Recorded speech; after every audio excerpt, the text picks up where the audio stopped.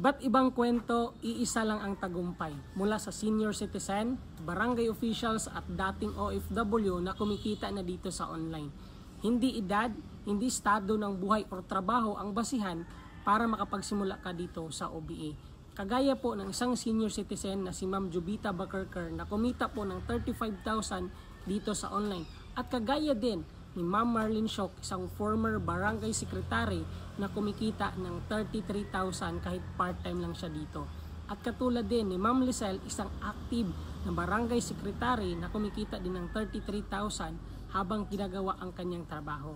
At ito pa, isang barangay kagawad talaga na kumikita at nagsiservisyo sa bayan, kumikita naman ng 21,000.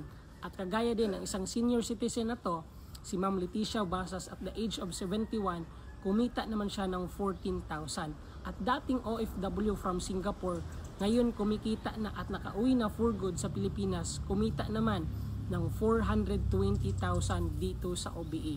Ibig sabihin, hindi edad, hindi estado ng buhay yung basihan dito para kumita ka. Pag meron kang time, meron kang aksyon, at meron kang effective na sistema na katulad ng OBA, ay pwede ka magkaresulta dito. So ano pa yung hintay mo? Kung nakaya nila, alam kong makakaya mo rin. Mag-comment ka lang ng how sa baba ng video ito, tuturuan kita paano kumita dito. So yun lang, God bless.